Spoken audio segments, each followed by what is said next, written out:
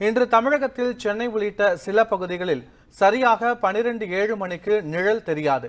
இதற்கான சென்னை கோட்டூர்புரத்தில் உள்ள பிர்லா கோளரங்கத்தில் பொதுமக்கள் காண்பதற்கான ஏற்பாடுகள் செய்யப்பட்டுள்ளது. இது குறித்தான முழு விவரங்களை தருகிறார் எமது செய்தியாளர் கௌசல்யா. இதன் முழு விவரங்களை பதிவு பண்ணலாம். வணக்கம் பத்மநாதன்.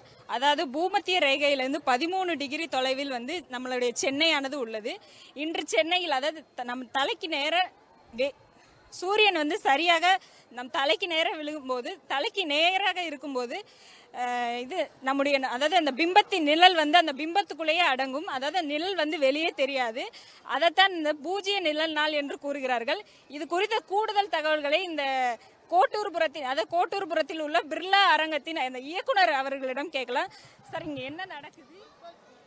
இன்னைக்கு ஜீரோ ஷேடோ டே அப்படின்னு சொல்லக்கூடிய நிழல் இல்லா நாள் நடைபெறுது.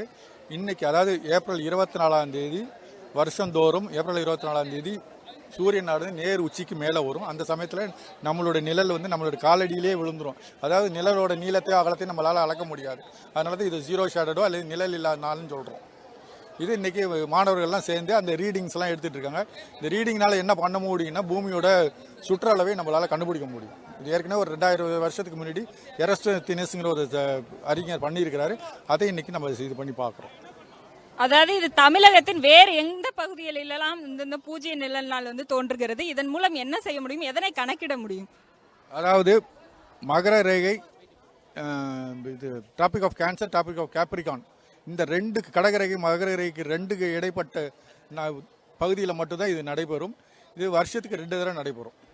ஸோ சூரியனானது ஈக்குவேட்டரை தாண்டி மேலே போயிட்டு திரும்பி ஈக்குவேட்டருக்கு மறுபடியும் கீழே மகர ரேகைக்கு போகக்கூடிய இந்த பகுதிகளில் ஒவ்வொரு பகுதிக்கும் சரியாக மேலே உச்சிக்கு வரும்.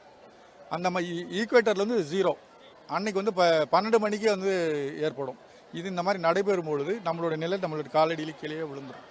அதை தான் நம்ம இங்கே கணக்கிடுறோம். இதனால பூமியோட சுற்றளவை இந்த கணக்கிட முடியும். இந்த நிகழ்வு வருடத்திற்கு எத்தனை முறை நிகழும்? 2 முறை நடைபெறும். இன்னைக்கு ஏப்ரல் 24 இருக்கு. அப்புறம் ஆகஸ்ட் 18ஆம் தேதி கிட்ட நடக்கும். ஆகஸ்ட் வருஷத்துக்கு 2 தடவை. இது ஒவ்வொரு இடத்துலையும் மாறுபடும். அது இன்னைக்கு சென்னையிலேருந்து 24. சென்னையை சுற்றியுள்ள எந்தெந்த பகுதிகளில் இந்த நிகழ்வு தோன்றும்? சென்னையில் மேலே சூரியன் அவ்வளோ உயரத்தில் இருக்கிறனால சென்னை சுற்றி ஆல்மோஸ்ட் இந்த 13 டிகிரி லேட்டிடியூடு எங்கெங்கெல்லாம் இருக்கோ அங்கே எல்லாமே நடைபெறும். இந்த இடத்துல இது இங்கே நடைபெறும். இந்தியாவில் வேற எங்க இந்த நிகழ்வு நடைபெறுமா? லேட்டிடியூட் மாறிக்கிட்டே இருக்கும். அது ஸோ இன்னைக்கு 13 டிகிரி லேட்டிடியூடில் இது நடக்குது. ஸோ இதே சமயத்தில் நீங்கள் இந்த பக்கம் காஞ்சிபுரம், வேலூர், இது எல்லாமே ஒரே பகுதியில் இருக்கனால இந்த இடத்துல தான் இன்னைக்கு நடைபெறும். இதன் மூலம் மாணவர்கள் என்ன கத்துக்கிட்டு இருக்காங்க? இது ஒரு வானியல் நிகழ்வு. இந்த நிகழ்வு மூலம் இது ஒரு ஜீரோ ஷேடோங்கிறது நிறைய பேருக்கு தெரியாது. சரி, எல்லாருமே இந்த பொதுவாக என்ன சொல்லிட்டு இருப்போம், உச்சிக்கு மேலே சூரியன் வரும், டெய்லி சூரியன் உச்சிக்கு மேலே வருது அப்படின்றோம். ஆனால் சரியாக இன்னைக்கு மட்டும்தான் அது உச்சிக்கு நேராக வருது. மற்ற நாளில் பார்த்தீங்கன்னா நிழல் கொஞ்ச நாள் இருக்கும். அது அந்த நிழலை நம்ம பார்க்க முடியும். இன்னைக்கு சரியாக நிழல் காலடியிலே விழுவும், அதை பார்க்க முடியாது. அப்படிங்கிறது தான் இது முக்கியத்துவம்.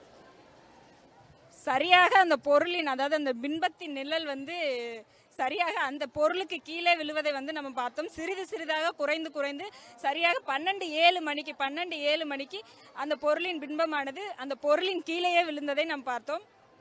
உண்மை செய்திகளை உங்கள் கண்முன் கொண்டு வரும் காவிரி நியூஸின் யூடியூப் சேனலை சப்ஸ்கிரைப் செய்யுங்கள். நொடிக்கு நொடி நாட்டு நடப்புகளை தெரிந்து கொள்ள kavirnews.tv, Facebook, Instagram, Twitter போன்ற சமூக வலைதள பக்கங்களோடு எப்போதும் இணைந்திருங்கள்.